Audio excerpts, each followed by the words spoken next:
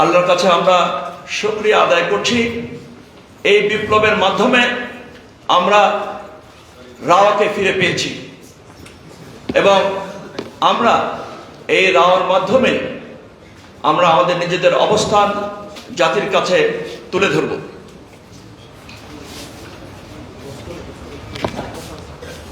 একটু স্মরণে আমাকে অসুবিধা হয়।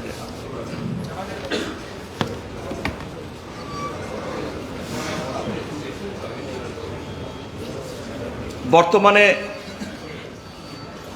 এই যে বিপ্লবী সরকার রয়েছে, আমি কিন্তু অন্তর্বর্তীকালীন সরকার বলি না, আমি সবসময় এটাকে বিপ্লবী সরকার বলি। সুতরাং এই বিপ্লবী সরকার কি চায়, ছাত্র জনতা কি চাচ্ছে, এটা আমাদেরকে প্রথমে পরিষ্কার হতে হবে এবং এটার পরিপ্রেক্ষিতে আমরা ছাত্র, সাধারণ জনগণ এবং সশস্ত্র বাহিনী কি ভূমিকা পালন করব তা নিশ্চিত করতে হবে এবং এটা আমাদের শ্রদ্ধেয় ডক্টর ইউনূস অত্যন্ত স্পষ্টভাবে এটা বলে দিয়েছেন। এখন কি প্রয়োজন? এখন প্রয়োজন হলো দেশপ্রেমিক এবং নিবেদিত একদল মানুষ এবং একই সাথে বিরামহীন তদারকি। সশস্ত্র বাহিনী গণমানুষের আকাঙ্ক্ষার সাথে সম্পূর্ণভাবে সম্পৃক্ত হতে পারে এবং আজকে যে বক্তব্যটা আমি দিচ্ছি এটা সম্পূর্ণ আমার ব্যক্তিগত। এখানে আমার শ্রদ্ধেয় সিনিয়র অফিসারগণ রয়েছেন, সহকর্মী রয়েছেন, এখানে জাতীয় পর্যায়ের শ্রদ্ধেয় ব্যক্তিত্ব রয়েছেন, যাদের সবাই মিলে আমাদেরকে নিশ্চিত করতে হবে, বের করতে হবে যে আমরা বিপ্লবোত্তর এই সশস্ত্র বাহিনী কি ভূমিকা পালন করবে। আশা করি আমরা এই কাজটা সবাই মিলে করব।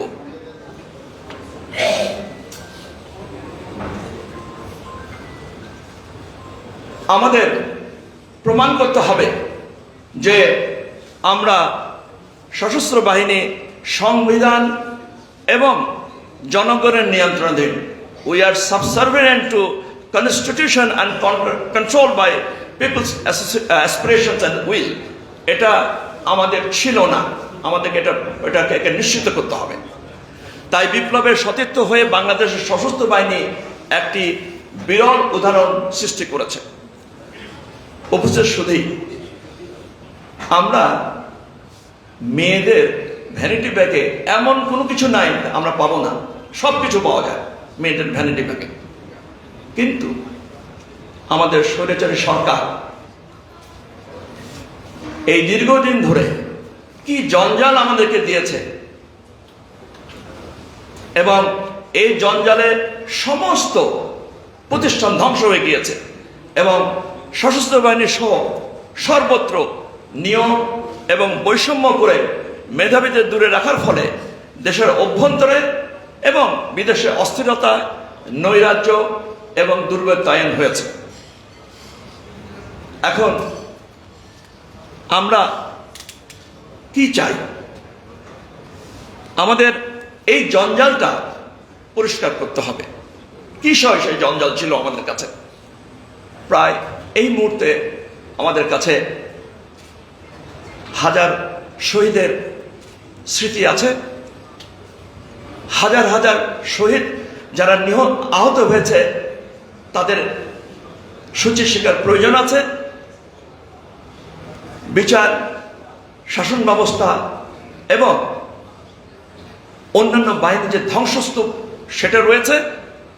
হাজার হাজার কোটি টাকার লোপাটের সংবাদ আছে, অসংখ্য গুম, খুন ইত্যাদির সংবাদ রয়েছে এবং আয়না ঘরের গল্প রয়েছে। এখানে আয়না ঘরের অনেকে আছেন, আমি জানি না যে কারণ হাসিন এখানে উপস্থিত আছে কিনা, বাট আমরা তারটা শুনেছি। হাসিন আছো?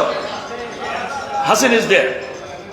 সুতরাং এছাড়া পরিবেশ ধ্বংসের নামে নদী, খাল, বিল ইত্যাদি দখল। ওকে, হাসিন আসবে পরে, যখন কথা হবে তখন আসবেনি। এবং আমাদের হাতে 34 থেকে 40 লক্ষ অমীমাংসিত মামলা আছে, জনস্বার্থের নামে বদলি, পদোন্নতি, অবসর, চাকরিচ্যুতি ইত্যাদি বিষয়গুলো এই যে আলোচনা করলাম, এগুলো কিন্তু আমাদেরকে স্বল্প সময়ে তদন্ত এবং বিচার সম্পন্ন করতে হবে, কোনো শর্টকাট নেই। এখন আদৌ কি এটা সম্ভব বর্তমান সরকারের পক্ষে? আমার মনে হয় এটা অসম্ভব। এছাড়া এই যে অপকর্মগুলো হয়েছে, এর সঙ্গে সরকারের অনেক কর্মকর্তা কর্মচারী জড়িত রয়েছে। এছাড়া আমাদের সেনাবাহিনীকে অলরেডি এটা উল্লেখ করা হয়েছে, সেনাবাহিনীকে প্রতিপক্ষ তৈরি করে পুলিশ বাহিনীকে শক্তিশালী করা হয়েছে এবং আমাদের গোয়েন্দা বাহিনী এবং পুলিশ বাহিনীর সম্পূর্ণ ব্যবস্থাপনা ধ্বংস হয়ে গিয়েছে। এখন এর ফলে সর্বত্র জনবলের বিশাল প্রয়োজনীয়তা এবং অভিজ্ঞতার যে শূন্যতা সৃষ্টি হয়েছে, এতে অস্থির অবস্থা চারিদিকে। এই সাথে সাথে আমাদের স্বৈরাচারের সহযোগীদের কার্যক্রম এবং দেশের খতিয়ান নেওয়ার সময় এসছে, সুযোগ এসছে। আমরা এই যে বিষয়গুলো, এগুলো কিন্তু সেনাবাহিনীর, সশস্ত্র বাহিনীর ভূমিকা, পরিকল্পনা এবং বাস্তবায়নে সহায়তা করবে যদি বিষয়টা নিয়ে আমরা চিন্তা করি। এই মুহূর্তে বাংলাদেশের প্রতি বিপ্লব ব্যর্থ করা, রাষ্ট্র সংস্কার ও বিনির্মাণে সশস্ত্র বাহিনীর প্রত্যক্ষ ও পরোক্ষ সহযোগিতা আবশ্যক। আমরা ইন এড অফ সিভিল পাওয়ারে দীর্ঘদিনের বাইরে থাকতে অভ্যস্ত নই। এই যে বিপুল সংখ্যক নিযুক্তির ফলে আমাদের যে সৈন্যবাহিনী আছে, তাদের অপারেশনাল এবং প্রশিক্ষণ সক্ষমতা নিশ্চিতভাবে হ্রাস পাবে। এখন এর ভিতর শুরু হয়েছে ছাত্র জনতা এবং প্রশাসনের সঙ্গে বিভিন্ন পর্যায়ে বিভিন্ন বিষয়ে সশস্ত্র বাহিনীর সঙ্গে মতবিরোধ এবং সমন্বয়হীনতা। উপস্থিত শুধু অধিকাংশই আমরা 2007 সালের অভিজ্ঞতার সঙ্গে পরিচিত। আমাদেরকেও সেরকম এরকমই একটা পরিস্থিতি 2007 সালে সৃষ্টি হয়েছিল এবং আমাদের বিরূপ অভিজ্ঞতা রয়েছে। আমি আমার সম্পূর্ণ আলোচনায় শুধুমাত্র অবসরপ্রাপ্ত অফিসার এবং সৈনিকদের বিপ্লবীদের ভূমিকা নিয়ে আলোচনা করব। ইতিমধ্যে সরকার 6টি বিষয়ে সংস্কারের কথা বলেছেন। ভবিষ্যতে ইনশাল্লাহ আরও সংস্কারের রূপরেখা দিবেন। আমরা যদি এগুলো কাজ করতে চাই, এই জরুরি কাজগুলো, তাহলে আমরা 4টা জায়গা থেকে আমাদের লোক সংগ্রহ করতে পারি। একটা হলো অবসরপ্রাপ্ত সামরিক অফিসার এবং সৈন্য, অবসরপ্রাপ্ত সরকারি এবং বেসরকারি জনবল, প্রবাসী জনবল এবং বিভিন্ন দেশ থেকে এবং জাতিসংঘ থেকে প্রাপ্ত স্বেচ্ছাসেবী। এখন প্রশ্ন আসতে পারে যে সামরিক বাহিনীর সদস্যদের কেন দরকার? এখানে অনেক লোক আছে, কেন দরকার তাদের? আমরা দেশমাতৃকার স্বাধীনতা, সার্বভৌমত্ব, অখণ্ডতা এবং ন্যায়ের পক্ষে এখনো শপথবদ্ধ। আমরা দেশপ্রেমিক, শৃঙ্খলাবান, অভিজ্ঞ, শারীরিকভাবে যোগ্য, পরিশ্রমী, নৈতিকতায় বিশ্বাস করি এবং সৎ থাকার চেষ্টা করি। আমাদের প্রশিক্ষিত করে দেশের যে কোনো প্রকৃতির কর্ম এবং দায়িত্বের জন্য তৈরি করা হয়। সশস্ত্র বাহিনী জাতীয় সম্পদ, তাই দেশের এই ক্রান্তি লগ্নে তাদের প্রয়োজনীয়তা রয়েছে। উপস্থিত শুধু আমরা বুকে বুলেট নেই, পিঠে নয়। আজকে প্রায় 4,500 অফিসার রয়েছে যারা, এবং 4.5 লক্ষ সৈন্য রয়েছে যারা সম্পূর্ণভাবে দেশের কার্যক্রমের জন্য উপযুক্ত এবং প্রস্তুত। ইতিমধ্যে অনেকেই রাষ্ট্রের বিভিন্ন কার্যক্রম এবং জাতীয় উৎপাদনশীলতায় তাদের অবদান রাখছে। এই পুরো কাজটা করতে হলে আমাদের নিশ্চিত করতে হবে যে পরিকল্পিতভাবে যেন আমরা কাজগুলো করতে পারি, এবং আমাদের ভূমিকাটাও ওই পরিকল্পিতভাবে হবে। এখানে মনে রাখতে হবে, বিপ্লব কোনোদিন মাসের সময়ে ঘটে না। এখানে আমাদের মিনিট এবং ঘন্টায় সবগুলো জিনিসগুলোকে কাজ করতে হবে। কিছুদিন যাবৎ প্রায় 11 তারিখ থেকে, অগস্ট থেকে আমরা চেষ্টা করছি বিভিন্ন লেখালেখির মাধ্যমে এই জিনিসটা বোঝানোর জন্য যে বিপ্লব সময়ের ঘন্টা কাটায়, মিনিট এবং ঘন্টায় চলবে, মাসে নয়, সপ্তাহে নয়। আমরা 3টি পর্বে আমাদের সশস্ত্র বাহিনীকে ব্যবহার করা যায় তা উল্লেখ করব। প্রথম পর্ব হলো সংকটময় মুহূর্ত, যেটা আমরা এখন চলছি, এটা প্রায় 90 দিন পর্যন্ত আমি চিহ্নিত করেছি। দ্বিতীয় হলো আমাদের সংস্কার ও বিনির্মাণ পর্ব, যেটা প্রথম থেকে শুরু হয়ে যতদিন প্রয়োজন, এবং তৃতীয় হলো জাতীয় সংহতি উন্নয়ন পর্ব, সেটা প্রথম থেকে শুরু করে শেষ পর্যন্ত। আমি এখন আপনাদেরকে কিছু বিষয় উল্লেখ করছি, যে বিষয়গুলো হয়তোবা আপনারা মনে করতে পারেন যে আপনারা ব্যবহার করতে পারেন। প্রথম হলো সকল আহত ও শহীদদের সংখ্যার হালনাগাদ। এখন পর্যন্ত এই বিষয়টা খুবই নাজুক অবস্থায় রয়েছে, কেউ নিশ্চিতভাবে বলতে পারছে না কতজন নিহত হয়েছে। সুতরাং হালনাগাদে আমরা সাহায্য করতে পারি, তাদেরকে অন্যান্য সাহায্য, চিকিৎসা এবং মানসিক স্বাস্থ্য ক্ষেত্রে আমাদের সহযোগিতা দরকার। পুলিশকে সহযোগিতার প্রথম পর্বে 100% থানা ও ফাঁড়িতে অভিজ্ঞ জেসিও, এনসিও সৈনিক নিয়োগ করতে হবে, এবং শুধুমাত্র তারা বিপ্লবকালীন সময়ে হত্যা, আহত, সরকারি সম্পত্তি ধ্বংস ইত্যাদি কেসসমূহ গ্রহণ করবে এবং তদন্ত করবে। দেশের সর্বত্র পরিকল্পিতভাবে অসামরিক বিবিধ সামাজিক সংগঠন ও রাওয়ার যৌথ উদ্যোগে ছাত্র আপাময় জনতার বিপ্লব, জাতীয় সংহতি উন্নয়নের বার্তা পৌঁছাতে হবে এবং মোটিভেশনের জন্য মত বিনিময় করতে হবে। এটা সম্ভবত আমরা করতে পারব। বিভিন্ন গোয়েন্দা সংস্থা যেমন এনএসআই, ডিজিএফআই, ডিবি ইত্যাদিতে যদি আমরা নিয়োগ দেই, তাহলে তাদের সক্ষমতা বৃদ্ধি পাবে। স্বৈরাচার সরকার এবং ব্যক্তিদের দুর্নীতি, অপকর্ম, হত্যা, গুম সম্পর্কিত তথ্য উপাত্ত সংগ্রহ করা এবং প্রয়োজনে তা ইন্টেলিজেন্সে পরিণত করা।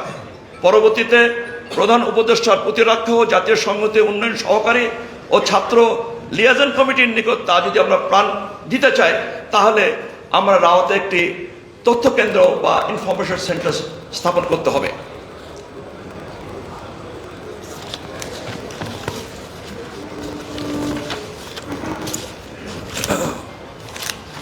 আমরা রাওয়ার মাধ্যমে বিভিন্ন সময়ে যারা অবসরপ্রাপ্ত, চাকরিচ্যুত, পদোন্নতি বঞ্চিত অফিসার রয়েছেন, তাদের তথ্য এবং সংগ্রহ করে সশস্ত্র বাহিনীর যে কর্মকাণ্ড বা গতি রয়েছে তাকে আমরা বৃদ্ধি করতে পারি, কারণ তাদের পক্ষে এত কাজ করা এই মুহূর্তে সম্ভব নয়। একই সাথে বিভিন্ন সময়ে অসামরিক অবসরপ্রাপ্ত, চাকরিচ্যুত, পদোন্নতি বঞ্চিত কর্মকর্তা এবং কর্মচারীদের জন্য তথ্য উপাত্ত সংগ্রহ করে জনপ্রশাসন মন্ত্রণালয়ের সক্ষমতা আমরা বৃদ্ধি করতে পারি।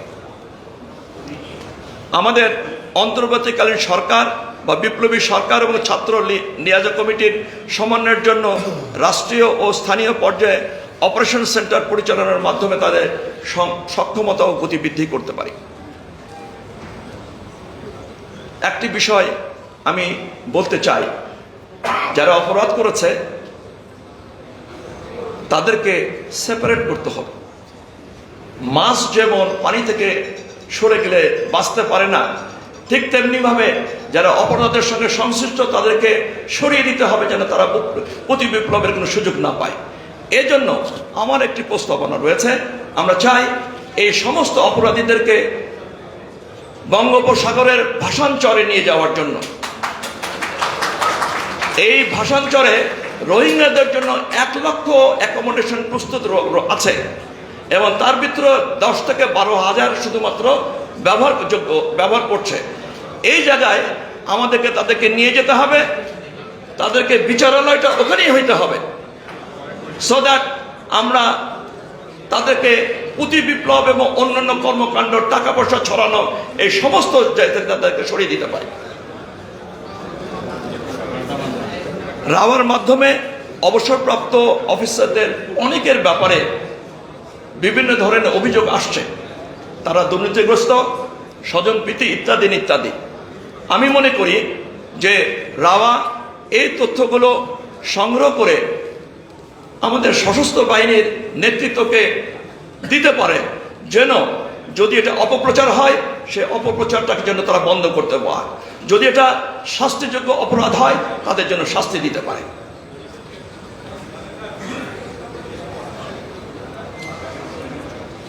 রাষ্ট্রীয় সংস্কার এবং বিনির্মাণে যদি বুদ্ধিভিত্তিক পরামর্শ এবং পরিকল্পনার প্রয়োজন হয়, তাহলে যে কোনো রাওয়া সদস্য নিজে অথবা ব্যক্তিগতভাবে এটা উপস্থাপন করে সবার জন্য মিডিয়া বা অন্যান্য জায়গায় আমরা উপস্থাপন করতে পারি।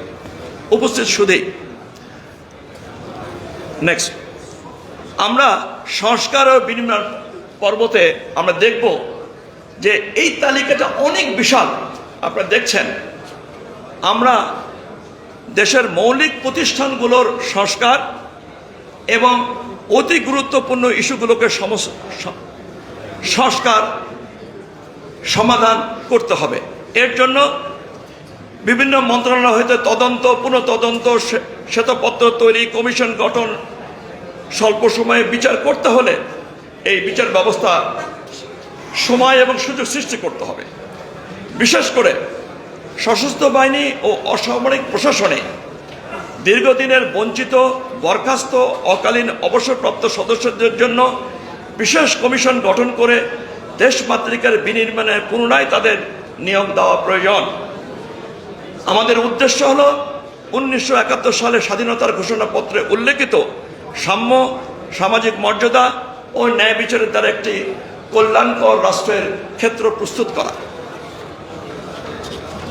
উপস্থিত সুধী, আমরা জাতীয় সংহতি উন্নয়ন পর্বে আমাদের নিশ্চিত করতে হবে যে জাতীয় সংহতি উন্নয়নের মাধ্যমে গণতন্ত্রের স্থিতিশীলতা, অর্থনৈতিক উন্নয়ন, জাতীয় সামাজিক উন্নয়ন, মানবাধিকার সহ বিভিন্ন অধিকার ইত্যাদির সুযোগ সৃষ্টি করে একটি একত্রিত, দেশপ্রেমিক, সুসংগঠিত, মেধাভিত্তিক জাতি ও দেশের উত্থান ঘটতে পারে।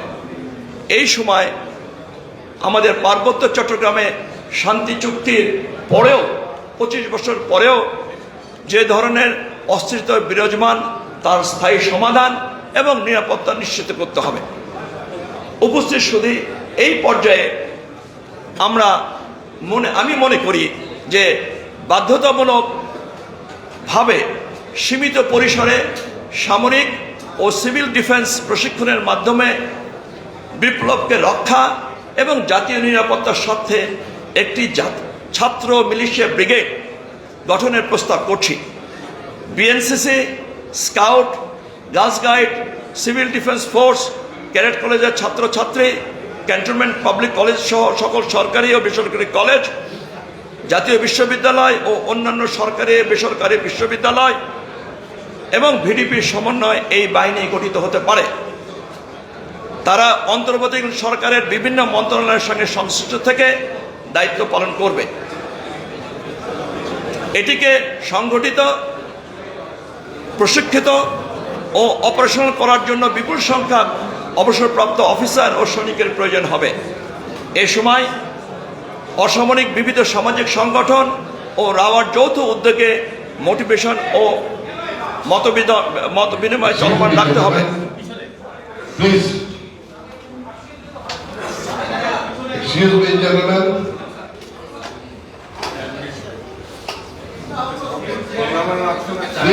বক্তব্য চলছে, আপনারা শান্ত হয়ে বসুন। ধন্যবাদ। এখন প্রশ্ন আসছে যে এই সমগ্র কাজগুলো কিভাবে আমরা বাস্তবায়ন করব? আমি মনে করি বিপ্লবের পরের এই পর্বগুলোকে অবসরপ্রাপ্তদের নিয়োগ এবং সমন্বয় করার জন্য প্রধান উপদেষ্টার কার্যালয়ে একটি বিশেষ সেল গঠন করতে হবে। তারা বিভিন্ন মন্ত্রণালয় ও ডিভিশন থেকে যে যে জনবল এবং প্রযুক্তিক সহযোগিতা দরকার তা 4টি যে আমরা উৎস উল্লেখ করেছি সেখান থেকে সংগ্রহ করে ওই জনবলের তালিকা থেকে তারা টার্মস অফ রেফারেন্স ও যোগ্যতা অনুযায়ী একটা নির্দিষ্ট সময়ের জন্য নিয়োগ দিবেন। দেশপ্রেমিক ও দক্ষ জনবলের চাহিদার কারণে সুপারিশ করার জন্য আমাদের 3 বাহিনীর সদর দপ্তর, আর্ম সার্ভিসেস বোর্ড এবং রাওয়াকে সমন্বিতভাবে কাজ করতে হবে। যদি জনপ্রশাসন মন্ত্রণালয়ের এই অন্য 3টি উৎস থেকে সংগৃহীত জনবলকে একইভাবে ব্যবহার করে তাহলে তারাও সেই প্রচেষ্টাটা নিতে পারে। প্রকৃতপক্ষে জাতীয় সংহতি উন্নয়নের সকল পর্যায়ে অবসরপ্রাপ্ত অফিসারের সৈনিকদেরকে ভ্যানগার্ড, এটা আমরা একটা মিলিটারি টার্মিনোলজি ব্যবহার করলাম, হিসেবে কাজ করতে হবে। রক্ষা কবচ হিসেবে তৃণমূল পর্যায় থেকে ছাত্র জনতাকে সাথে নিয়ে ছাত্র জাতীয় সংহতির গুরুদায়িত্বকে আমাদেরকে নিতে হবে। এমন গুরুদায়িত্ব আমরা নিয়েছিলাম 1971, 1975, 1990, 2007 এবং 2024 সালে। আমি এই মুহূর্তে 2টো স্লাইড দেখানোর চেষ্টা করছি। এর মাধ্যমে আমরা দেখব যে আমাদের অফিসারদের কি কি ধরনের কোয়ালিটি আছে বা যোগ্যতা রয়েছে, যেটা কিনা যদি জাতি মনে করে তাহলে সেই জায়গাগুলো থেকে তারা আমাদেরকে ব্যবহার করতে পারে। Next.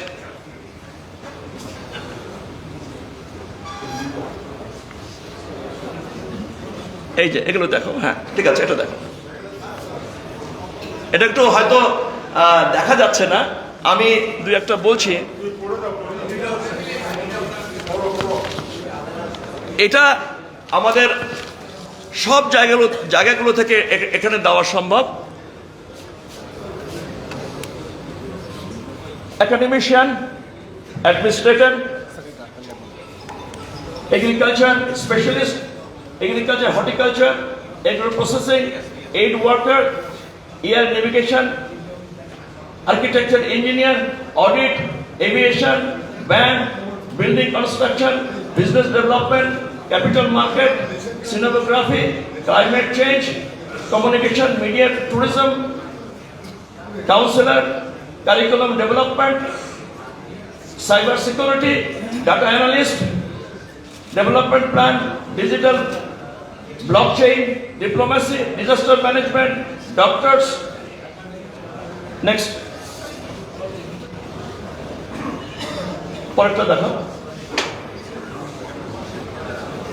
E-commerce, economic, business analyst, electrical engineering, enterprise development, entrepreneurship, environmental sustainability, ethical, greenhouse business, event management, export facilities, exporter finance, আরো সামনে চলে যাও।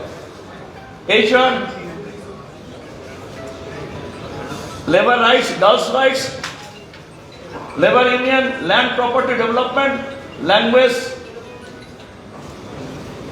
law enforcement, law, legal advisory, migration, military history, military planning, microcredit, military information center system, monitoring and evaluation, motivational speakers, musician, negotiator, nutritionist, occupational safety and health, philosophy, photography, play lyric writer, policy and advocacy, politics, poultry, productivity enhancement, project impact evaluation, psychologist, public relations, research, RMG,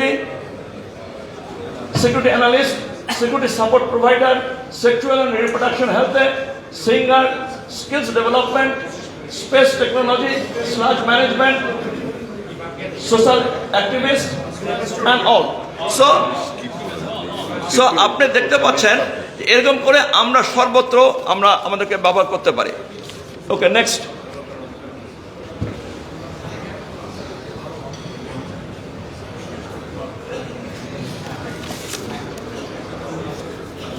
এগুলো আমরা বিভিন্ন মিনিস্ট্রিতে এইগুলো আমরা আমাদের অফিসের জেসিওদেরকে দিতে পারি।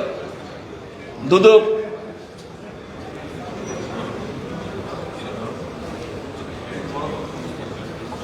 ওকে, অফিসের শুরুতে আমরা বক্তব্যের শেষ পর্যায়ে এসেছি। আজকে দীর্ঘদিন ধরে অব্যবস্থাপনা, রাজনৈতিক হস্তক্ষেপ, অর্থনৈতিক লুণ্ঠনের কারণে সর্বক্ষেত্রে কুরাজনীতির প্রভাব বিদ্যমান রয়েছে। ছাত্র নেতৃত্ব এবং সবাই মিলে আমাদের দেশের নিরাপত্তা, সার্বভৌমত্ব এবং অখণ্ড রক্ষার ক্ষেত্রে রাষ্ট্রের সংস্কার এবং বিনির্মাণে আমাদেরকে যথাযথ ভূমিকা পালন করতে হবে।